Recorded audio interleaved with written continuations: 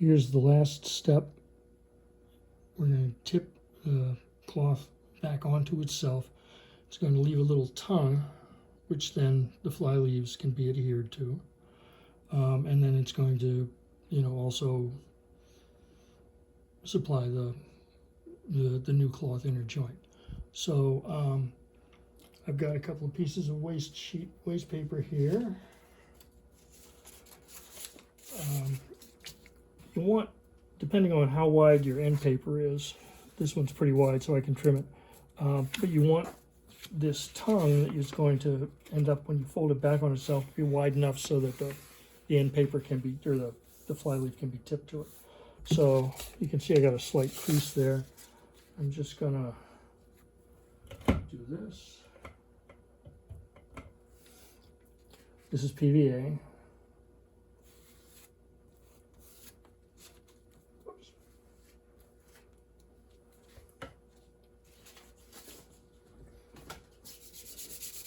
Throw your waste sheet away. Bring this back up. Not the right size you want it. About like that.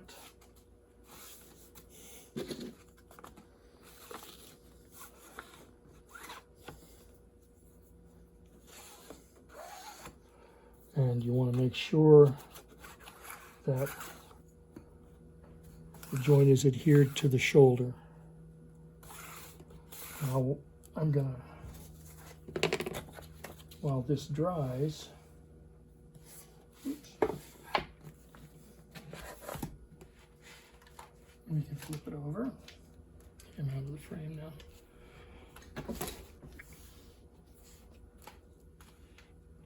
Okay. And do the second side.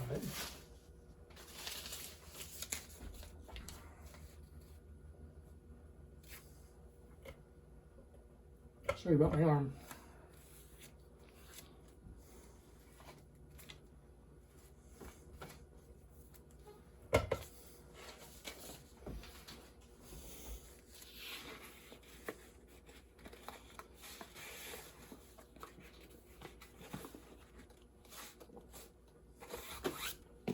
Okay.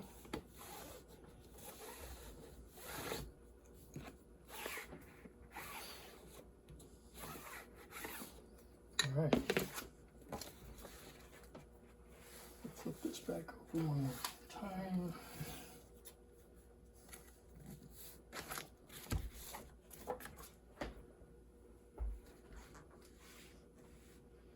And now I can just bring this down.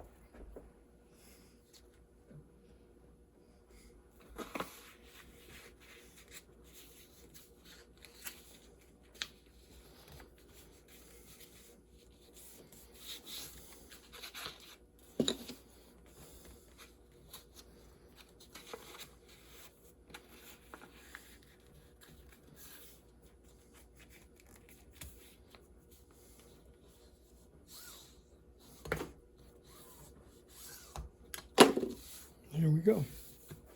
So now we're ready to take it to the next step, which is, well, the joints are done now, so it's a matter of lining the spine with Japanese paper and then prepping the new spine leather.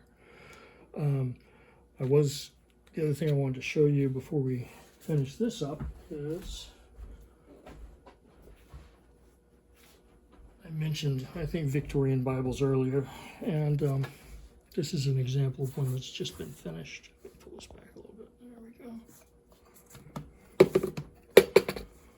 And there is the inner joint, the way it's supposed to be. It's pretty inconspicuous. And again, because this is sewn and glued the length of the shoulder, this is a really bulletproof attachment for the board, especially a board, with this amount of mass. So anyway, so that's the Overcast cloth joint as a la Bernard Middleton, the great Bernard Middleton. And I think what I will probably end up doing is taking those 2 books I just did, and we'll go through the stages of them as I work through them. So thanks for looking. Thanks for listening. Any questions, please feel free to contact me, and stay cool.